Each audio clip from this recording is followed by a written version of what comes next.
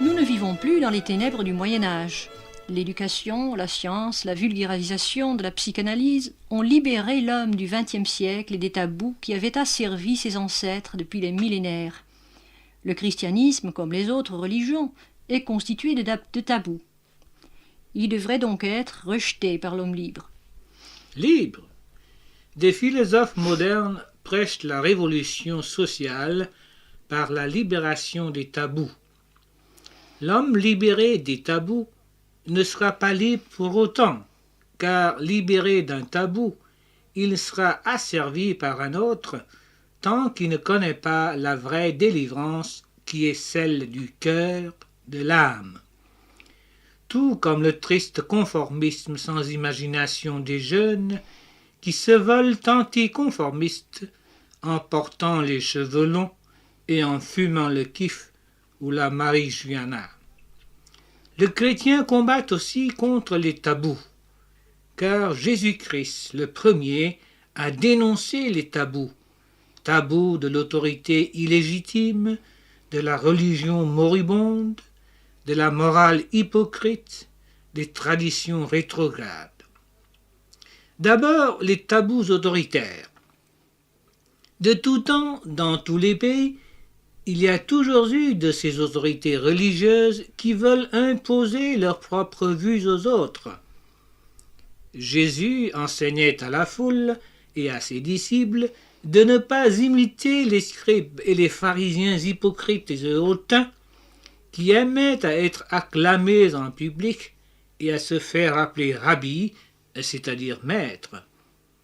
Mais vous, dit-il, ne vous faites pas appeler rabbi, car un seul est votre maître et vous êtes tous frères. Et n'appelez personne sur la terre votre père, car un seul est votre père, celui qui est dans les cieux. Ne vous faites pas appeler conducteur, car un seul est votre conducteur, le Christ. Pourtant, les évangiles racontent qu'un jour les disciples discutaient entre eux pour savoir qui était le plus grand. C'est assez humain en somme. Les apôtres qui avaient suivi Jésus jusque-là n'avaient pas encore pleinement réalisé quel terrible prix ils devaient payer pour être de vrais disciples du Seigneur. Ils n'avaient pas encore su que les persécutions, les souffrances, les tortures les attendaient. Mais sur le moment, chacun voulait être le grand chef du royaume du Christ. Lisez, je vous prie. Jésus, ayant appelé un petit enfant, le plaça au milieu d'eux et dit « Je vous le dis en vérité, si vous ne vous convertissez et si vous ne devenez comme les petits enfants, vous n'entrerez pas dans le royaume des cieux. C'est pourquoi quiconque se rendra humble comme ce petit enfant sera le plus grand dans le royaume des cieux. Et quiconque reçoit en mon nom un petit enfant comme celui-ci, me reçoit moi-même. Si quelqu'un veut être le premier, il sera le dernier de tous et le serviteur de tous. » C'est une leçon d'humilité et d'amour que Jésus voulait enseigner aux disciples. Le plus grand de la terre n'est pas celui qui possède une puissante armée, ni celui qui jouit d'un pouvoir politique, financier, économique de premier ordre. Le plus grand, c'est celui qui sait aimer et qui sait être humble. N'est-il pas vrai aussi qu'à une autre occasion, deux apôtres, Jacques et Jean, poussés par une ambition démesurée, demandèrent à Jésus « Maître, nous voudrions que tu fisses pour nous ce que nous te demanderons. » Jésus leur dit alors « Que voulez-vous que je fasse pour vous ?» « Accorde-nous, lui dirent-ils, d'être assis l'un à ta droite et l'autre à ta gauche, quand tu seras dans ta gloire. » Oui, c'est vrai, mais Jésus leur répondit « Vous ne savez pas ce que vous demandez. Pouvez-vous boire la coupe que je dois boire, ou être baptisé du baptême dont je dois être baptisé ?» Que voulait-il dire ? Jésus voulait parler de sa mort prochaine sur la croix. Lisez la suite. Nous le pouvons, dirent Jacques et Jean. Et Jésus leur répondit, il est vrai que vous boirez la coupe que je dois boire et que vous serez baptisés du baptême dont je dois être baptisé. Mais pour ce qui est d'être assis à ma droite ou à ma gauche, cela ne dépend pas de moi et ne sera donné qu'à ceux à qui cela est réservé. Puis il ajoute, Vous savez que ceux qu'on regarde comme les chefs des nations les tyrannisent, et que les grands les dominent. Il n'en est pas de même au milieu de vous. Mais quiconque veut être le premier parmi vous, qu'il soit l'esclave de tous. » Et pour faire pénétrer dans la tête de ses disciples, si j'ose m'exprimer ainsi, cette grande leçon d'humilité, pour leur faire comprendre que lui-même avait quitté son sien de gloire, était venu non pour être servi, mais pour servir et donner sa vie comme la rançon pour les péchés des hommes, il avait fait une chose extraordinaire lors du dernier repas qu'il prenait avec ses disciples. Il se leva de table, ôta ses vêtements et prit un linge dont il se ceignit.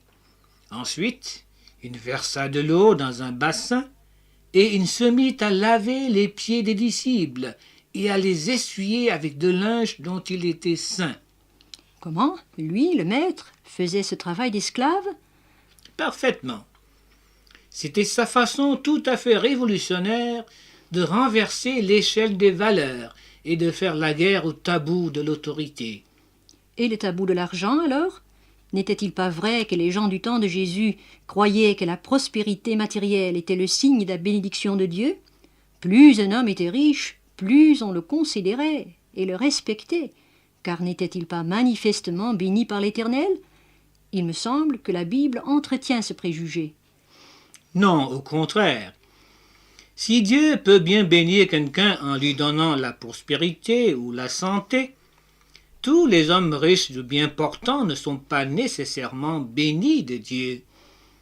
La Bible dit « Les voies du méchant réussissent. Il y a la paix sous la tente des pillards. Les méchants croissent comme l'herbe. Ceux qui font le mal fleurissent. Mais c'est pour être anéantis à jamais. » De toute façon, à une époque où ses contemporains voyaient dans la réussite économique une marque de l'approbation divine, Jésus était pauvre, issu d'une famille de prolétaires, gagnant sa vie comme travailleur manuel. Cela, on pouvait encore l'excuser, mais le comble du scandale, c'est qu'il était apparemment content d'être pauvre, qu'il n'avait aucune considération ni de respect pour les vertus hautement bourgeoises de la richesse et de la réussite, et qu'il osait s'attaquer au tabou sacro-saint de l'argent. Lisez ce que Jésus prêchait dans le fameux sermon sur la montagne. « Heureux vous qui êtes pauvres, car le royaume de Dieu est à vous. Heureux vous qui avez faim maintenant, car vous serez rassasiés. Mais malheur à vous, riches, car vous avez votre consolation. Malheur à vous qui êtes rassasiés, car vous aurez faim. Malheur à vous qui riez maintenant, car vous serez dans le deuil et dans les larmes. » Vous voyez que l'échelle des valeurs est de nouveau renversée en ce qui concerne la prospérité matérielle. Et le succès, la popularité. Eh bien, voici la suite du sermon sur la montagne. Malheur lorsque tous les hommes diront du bien de vous, car c'est ainsi qu'agissait leur père à l'égard des faux prophètes. Malheur lorsque tous les hommes diront du bien de vous. Je ne pense pas qu'il existe un enseignement plus révolutionnaire que celui-là. L'autorité, l'argent, la popularité, le succès mis à l'index. Il y a un autre tabou, sans doute le plus important, que Jésus dénonçait. Les gens bien pensants, les bigots de tout acabit, ont cette fâcheuse tendance de juger les autres et de dire que ceux qui souffrent, ceux qui sont victimes de l'oppression ou de l'injustice, le méritent et sont nécessairement mauvais. Plus leurs épreuves sont cruelles, plus grands ils doivent être des pécheurs. Je lis dans l'Évangile selon Luc au chapitre 13 qu'un jour quelques personnes racontèrent à Jésus que des gens, venus offrir leur sacrifice au temple de Dieu, y avaient été massacrés par le gouverneur romain Ponce Pilate. En rapportant ce fait horrible à Jésus, ces personnes sous-entendaient que les victimes devaient être de grands pécheurs, pour que Dieu permît à Pilate de les massacrer d'une façon si barbare.